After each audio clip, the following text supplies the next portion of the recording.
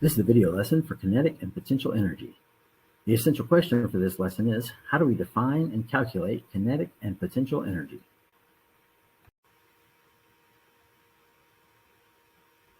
So what is energy? This plane is flying. It has kinetic energy.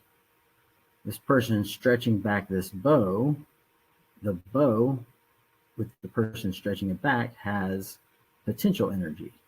So energy is the stored ability to do work or transfer heat, and the unit for energy is joules. So examples of energy include a plane flying through the air, a stretched bow firing an arrow, or warming yourself by a fire.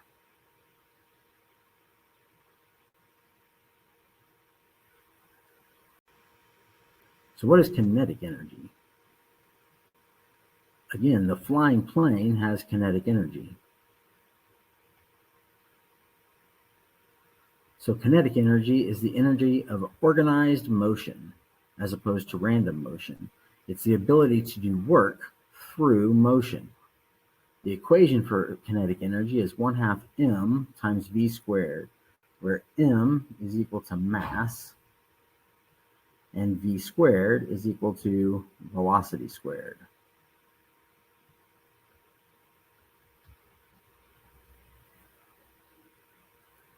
So let's look at an example problem. What is the kinetic energy, K, of the plane if its velocity is 25 meters per second rightward? So we're going to assume that the mass of our plane is 10,000 kilograms. So we have 10,000 kilograms and our velocity is 25 meters per second. So kinetic energy is equal to 1/2 times 10,000 meters per second times 25, or 10,000 kilograms, 10,000 kilograms times 25 meters per second squared, which gives us kinetic energy of 6.25 times 10 to the 6 joules.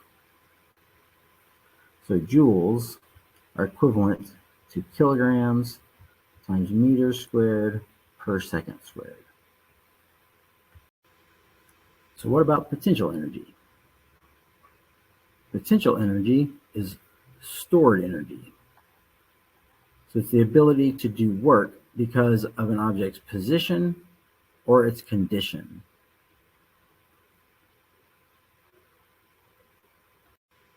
So let's look at one particular type of potential energy, which is gravitational potential energy.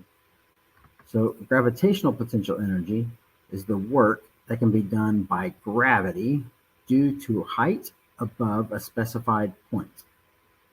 So here we have a rock or a ball that's above, that's hanging off a cliff.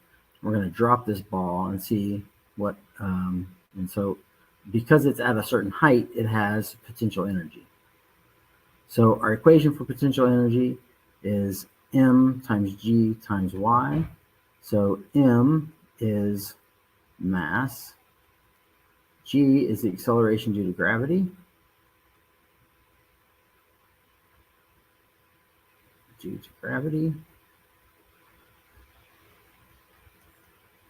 and y is the height. So let's look at a problem here. So what is the gravitational potential energy, u sub g, of the ball if it is 35.5 meters above the ground below on the top of a cliff?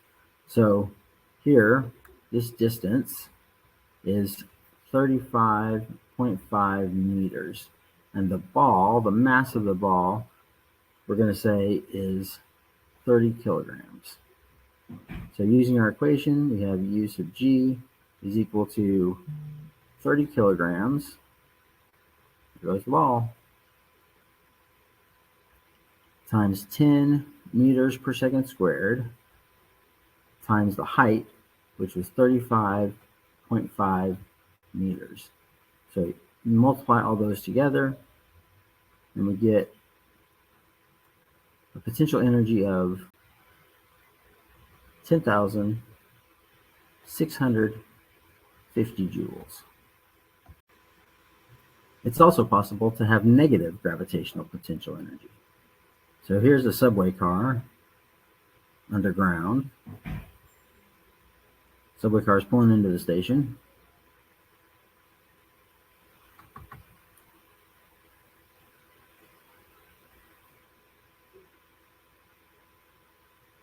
So gravitational potential energy is always measured relative to a specified location. So the objects below that location are considered to have a negative height. So anybody sitting in this subway car is going to have a negative height relative to the ground.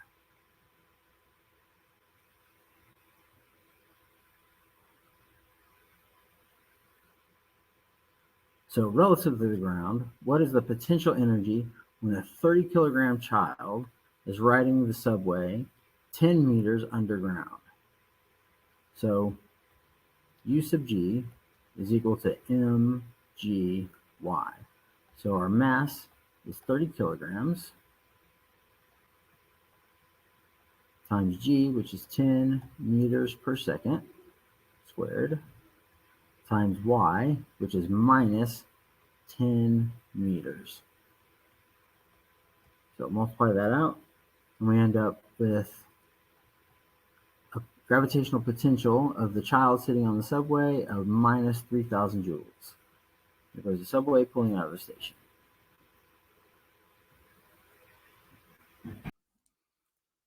Okay.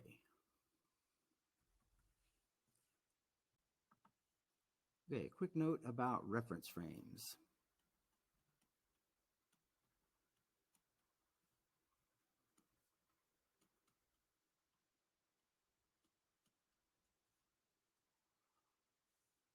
So the definition of y equals 0 and v equals 0 depends on the observer.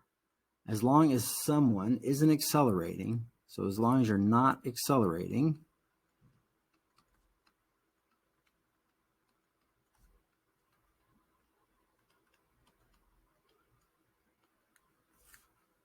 the choice of the origin and at rest, so their reference frames, are as good as any other reference frame. So this is true also for energy. So energy is also relative to a reference frame. But for physical processes, it's the change in energy. So change in energy, which is really important. All right, so let's look at change in energy. So delta UG, so this is the gravitational potential energy. Change of potential energy is equal to the final potential energy minus the initial potential energy, which is also equal to mgy minus mgy naught, which is equal to mg times y minus y naught. So you can factor out the mg here, and you have times y minus y naught. So in the end, delta UG, so the change in gravitational potential energy, is equal to mg times delta y. So mass times gravitational acceleration times delta y is equal to the change in gravitational potential energy. Change in kinetic energy is equal to 1/2 mv squared minus 1/2 mv naught squared. So final kinetic energy minus the initial kinetic energy is equal to the change in kinetic energy. So if we factor out the 1/2 m, we end up with the change in kinetic energy is equal to 1/2 m times v squared minus v naught squared. So there's an important note here, important thing to note.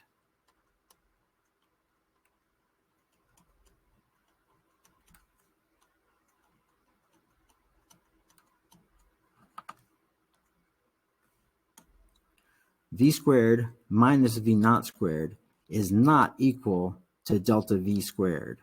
So like with delta UG, where you have mg times delta y, this does not work for kinetic energy. You cannot do delta V and then square it. That is not equivalent to V squared minus V naught squared.